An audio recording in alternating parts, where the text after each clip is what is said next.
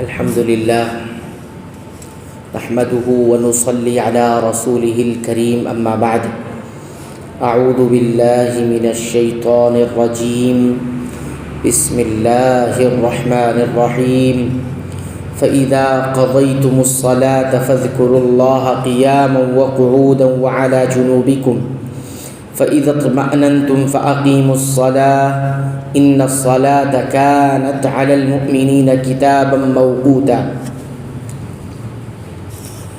سورہ نساء آیت نمبر 103۔ پھر جب تم نماز ادا کر چکو تو اٹھتے بیٹھتے اور لیٹتے اللہ تعالیٰ کا ذکر کرتے رہو، اور جب اطمینان پاؤ تو نماز قائم کرو۔ یقیناً نماز مومنوں پر مقررہ وقتوں پر فرض ہے۔ مراد یہی خوف کی نماز ہے۔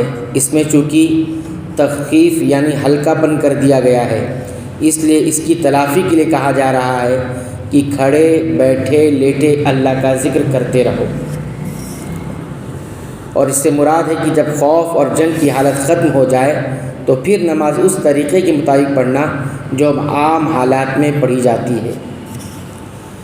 اس آیت میں نماز کو مقررہ وقت میں پڑھنے کی تاکید ہے، جس سے معلوم ہوتا ہے کہ بغیر شرعی عذر کے دو نمازوں کو جمع کرنا صحیح نہیں ہے، کیونکہ اس طرح کم از کم ایک نماز غیر وقت میں پڑھی جائے گی جو اس آیت کے خلاف ہے۔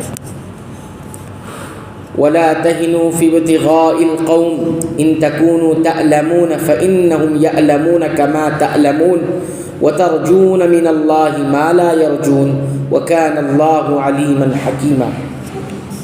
ان لوگوں کا پیچھا کرنے سے ہارے دل ہو کر بیٹھ نہ رہو۔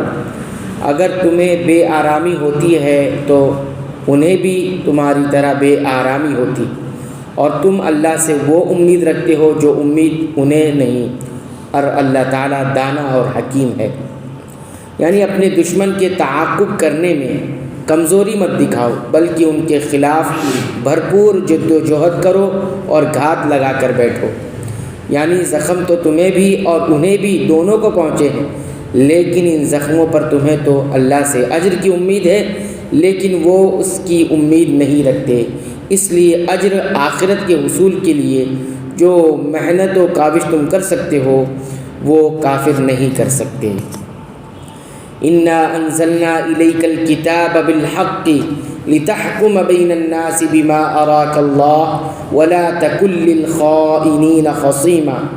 یقیناً ہم نے تمہاری طرف حق کے ساتھ اپنی کتاب نازل فرمائی ہے تاکہ تم لوگوں میں اس چیز کے مطابق فیصلہ کرو جس سے اللہ تعالیٰ نے تم کو شناسا کیا ہے، اور خیانت کرنے والوں کی حمایتی نہ بنو۔ ان آیات کے شان نزول میں بتلایا گیا ہے کہ انصار کے قبیلہ بنو ظفر میں ایک شخص طعمہ یا بشیر بن ابیرق نے ایک انصاری کی زیرہ چرا لی۔ جب اس کا چرچا ہوا اور اسے بے نقاب ہونے کا خطرہ محسوس ہوا تو اس نے وہ زیرہ ایک یہودی کے گھر پھینک دی، اور بنی ظفر کے کچھ آدمیوں کو ساتھ لے کر نبی صلی اللہ علیہ وسلم کی خدمت میں پہنچ گئے۔ بنو ظفر کے کچھ آدمی کو ساتھ لے کر نبی کریم صلی اللہ علیہ وسلم کی خدمت میں پہنچ گئے۔ ان سب نے کہا زیرہ چوری کرنے والا فلاں یہودی ہے۔